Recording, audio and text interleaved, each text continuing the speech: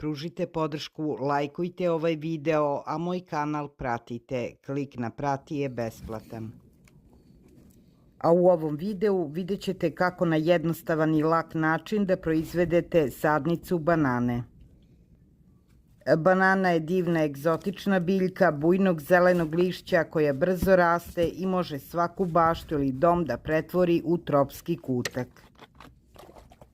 Postoje sorte banana koje odlično uspevaju u saksijama, kao i one koje mogu da podnesu pad temperature.